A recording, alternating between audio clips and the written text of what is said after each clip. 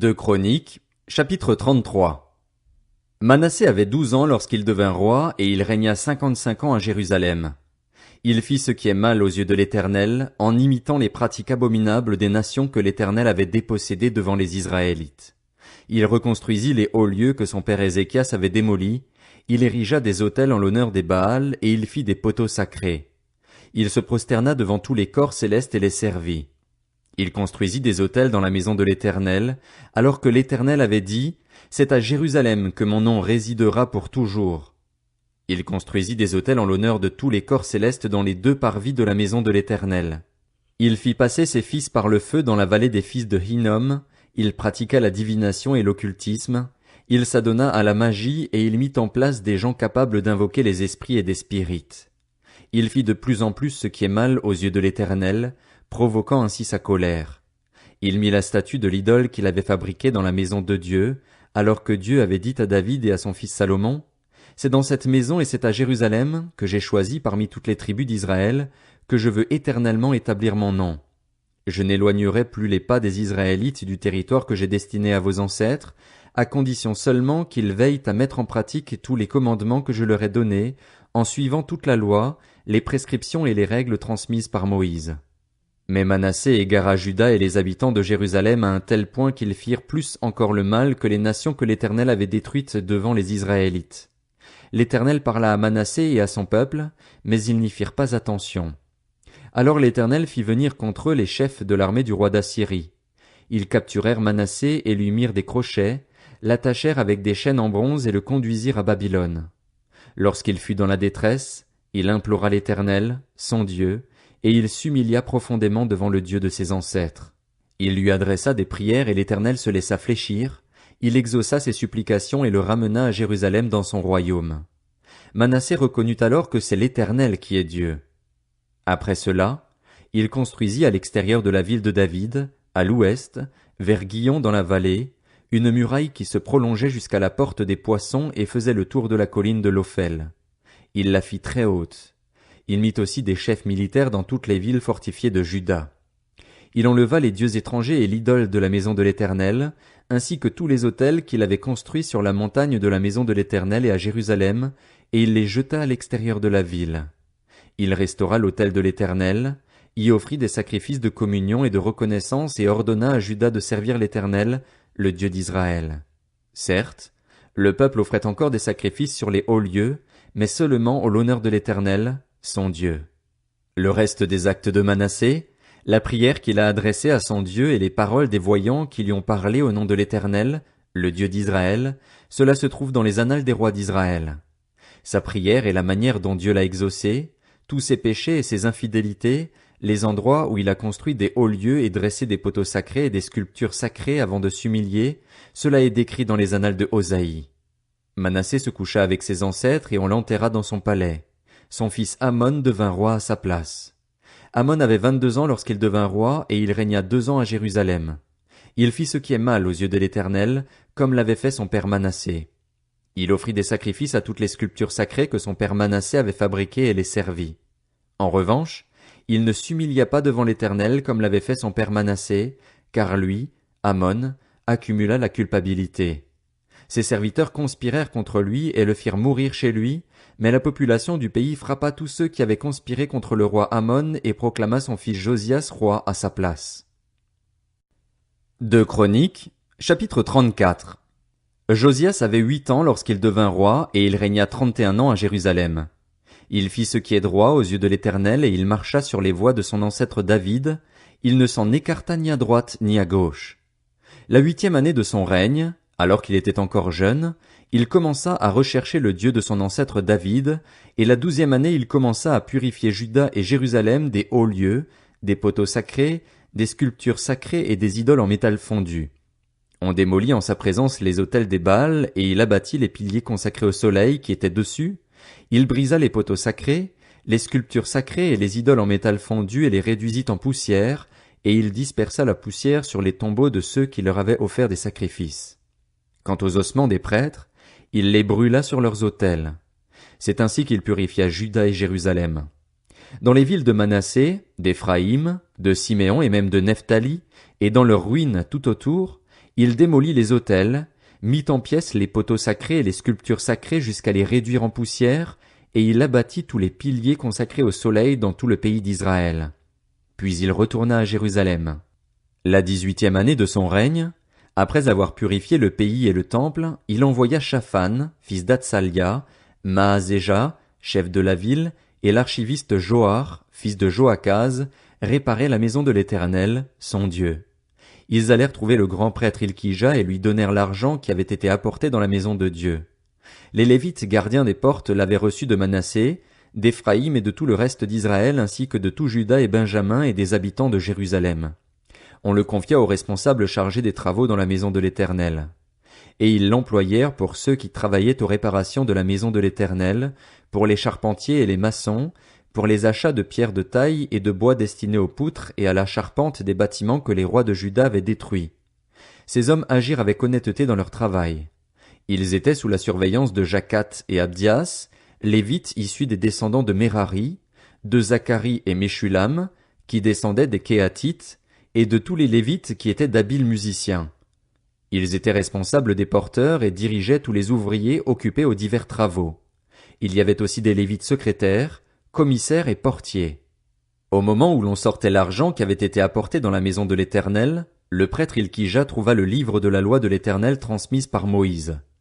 Alors Ilkija prit la parole et dit à Shaphan, le secrétaire, « J'ai trouvé le livre de la loi dans la maison de l'Éternel. » Ilkija donna le livre à Shaphan. Shaphan apporta le livre au roi lorsqu'il lui fit son rapport. Il dit, « Tes serviteurs ont fait tout ce qui leur a été ordonné. » Ils ont ramassé l'argent qui se trouvait dans la maison de l'Éternel et l'ont confié aux inspecteurs et aux ouvriers.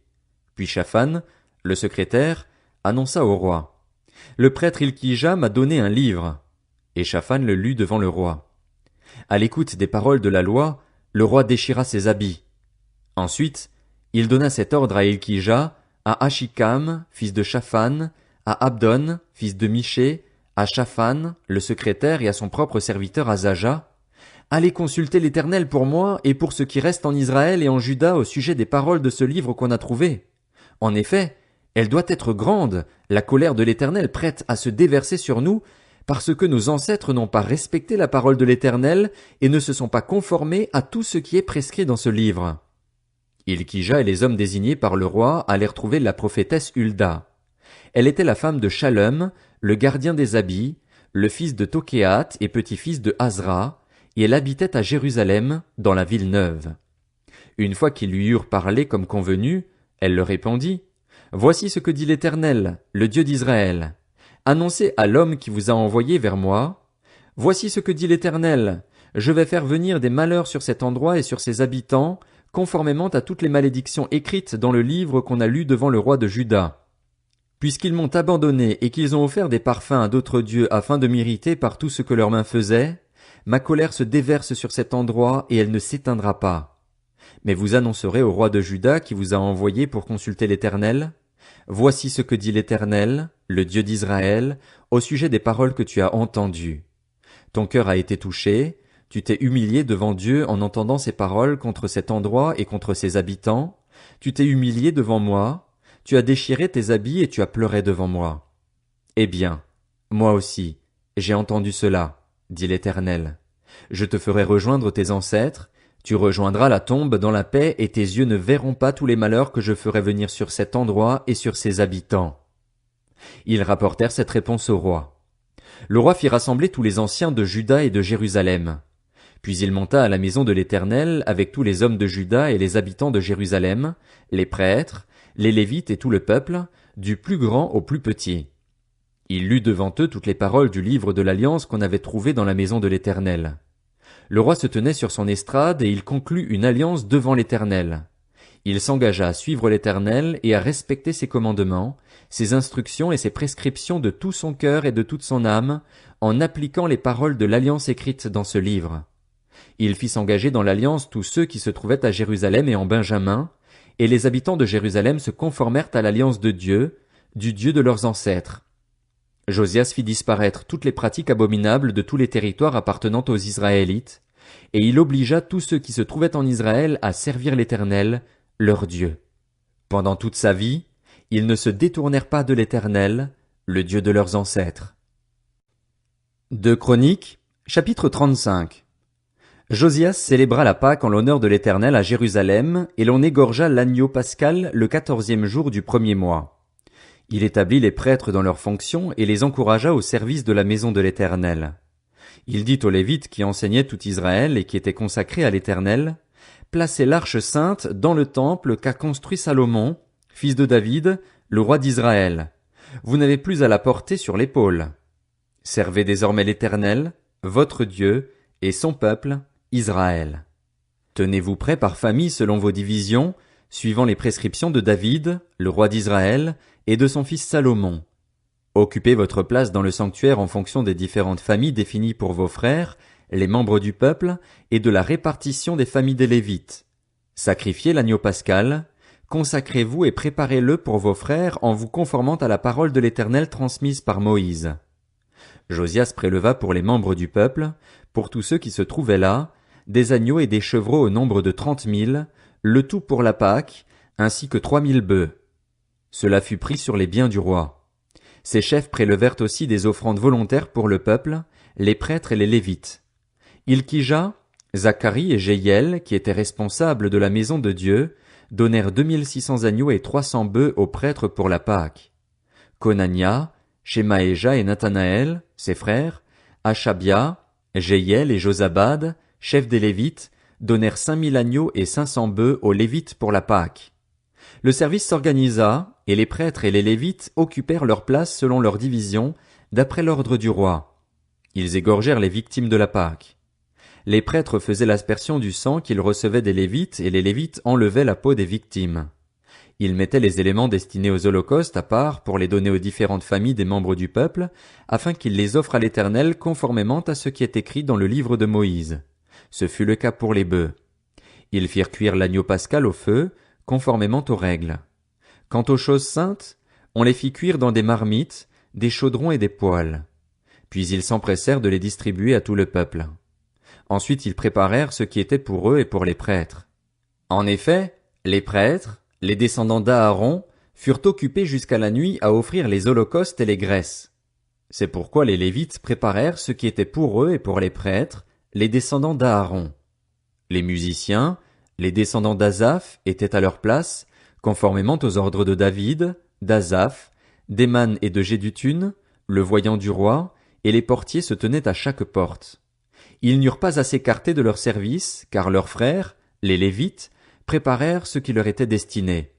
Ainsi, tout le service de l'Éternel pour célébrer la Pâque et pour offrir des holocaustes sur l'autel de l'Éternel fut organisé ce jour-là, conformément à l'ordre du roi Josias. Les Israélites qui se trouvaient là célébrèrent la Pâque à ce moment-là et la fête des pains sans levain pendant 7 jours.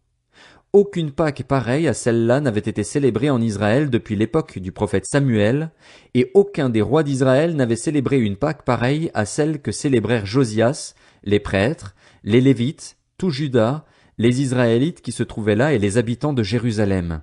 Ce fut la 18e année du règne de Josias que cette Pâque fut célébrée. Après tout cela, après que Josias eut réparé la maison de l'Éternel, Nécho, le roi d'Égypte, monta pour combattre à Carchemish, vers l'Euphrate. Josias marcha à sa rencontre, et Nécho lui envoya des messagers pour dire « Que me veux-tu, roi de Juda? Ce n'est pas contre toi que je viens aujourd'hui, c'est contre une dynastie avec laquelle je suis en guerre. Dieu m'a dit de me dépêcher. Ne t'oppose pas à Dieu, puisqu'il est avec moi, de peur qu'il ne te détruise. » Mais Josias ne s'écarta pas de son chemin, et il se déguisa pour l'attaquer, sans écouter les paroles de Nécho, qui venaient pourtant de Dieu. Il s'avança pour combattre dans la vallée de Megiddo.